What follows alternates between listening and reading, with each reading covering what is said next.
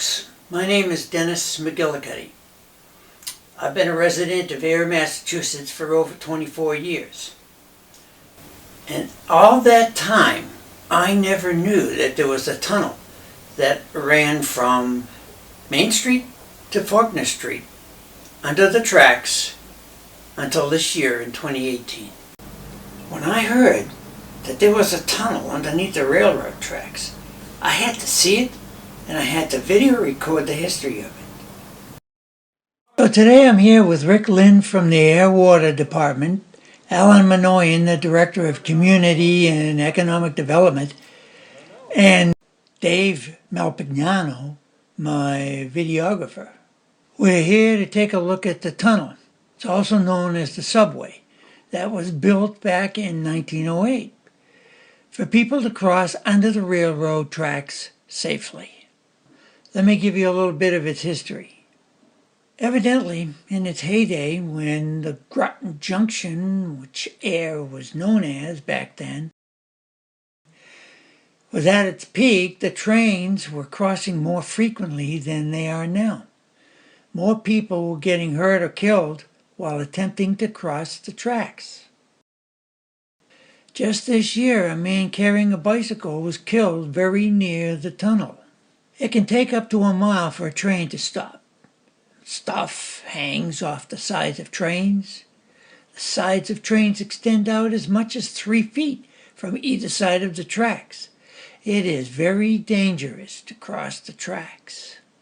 On the other hand, the bridge on East Main Street was originally built in the 1906 timeframe to allow vehicles and pedestrians to cross safely over the tracks. It was rebuilt in the 1950s timeframe. It takes all of 6.5 minutes to walk around the bridge from Main Street to Faulkner Street. I know, I did it. Why risk injury or death for the sake of a few minutes of time saved? A bike would even be faster. Plus, it is illegal. Crossing over the tracks is trespassing, and it can cost as much as $1,000 in fines and time spent in jail. Seems a no-brainer to me. The tunnel operated as it was intended until around the 1970s, when the town decided to close and seal it due to its misuse and homeless sleeping in the tunnel. At one point, the DPW put a water pipe through the tunnel to save the town some money. As you can see by these old black and white photos, there are wooden sheds over the entrances and exits of the stairs going down into the tunnel.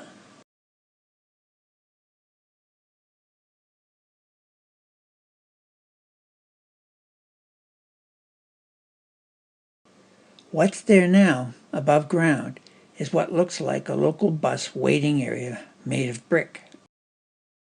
So, I'm sitting here at the brick waiting area, and if I look down, I'll see the manhole that leads down into the tunnel.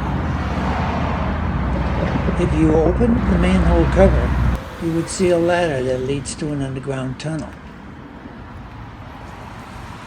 We decided to use the Faulkner Street side of the tunnel. It too has a heavy manhole cover, but it was easier to access the tunnel. After slipping on rubber boots and manning high-powered flashlights, we climbed down the ladder of the manhole. The footage of the video is shaky because the floor of the tunnel is very slippery, and there is a lot of mud and debris. You can see this by Rick Lynn trying to move as much as they can out of the way of Dave the cameraman. Yeah, be careful. It's also very dark, which makes it all the more dangerous. And hug the left. On both ends of the tunnel there used to be stairs. Now they're just sealed off.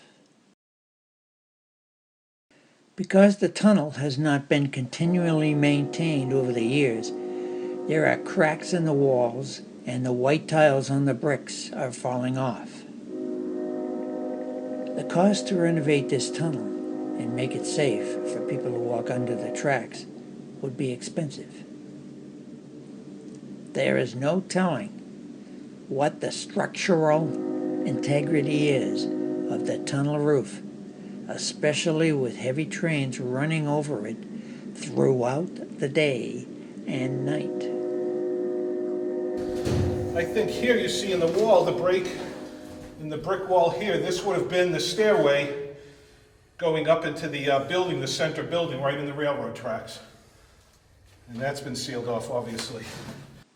Still, how much is a life worth? If the town of Ayer, or whoever owns this property, could have obtained the money to upgrade and maintain this tunnel, then maybe that man with the bicycle would still be alive. I spoke with another Ayer resident who remembers using the tunnel back in the 1970s. He used it to go back and forth to school, as well as to go to downtown Ayer and to catch the trains. He also remembers that there were wood floors and railings installed so that people did not have to walk on wet concrete floors. He said people used to sit on the steps and drink and sleep there, and you would have to step over them. He said at first he used it mostly during the day and sometimes at night. Later on, he only used it during the daytime because people would break the lights and drink alcohol down in the tunnel, and he could smell the urine. He used to bypass the tunnel back then because it was not safe. But he told me that he could use it now if it was repaired and cleaned up and there were cameras monitoring the tunnel.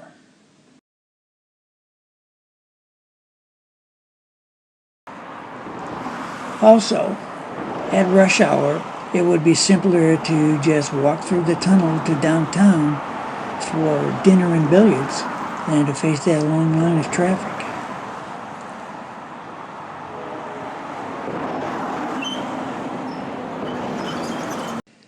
Towards the end of the tunnel's use back then, graffiti started showing up and caused the tunnel to look dingy.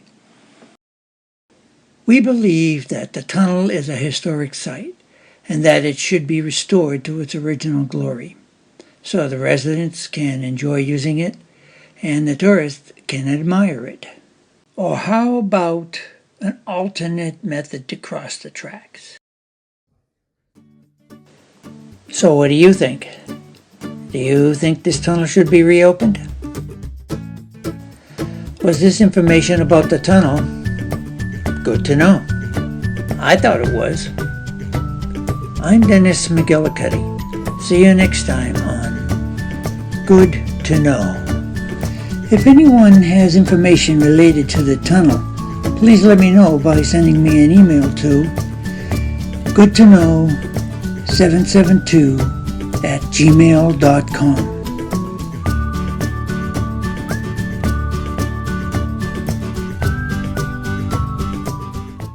What you are looking at now are images of our quaint little town an hour west of Boston.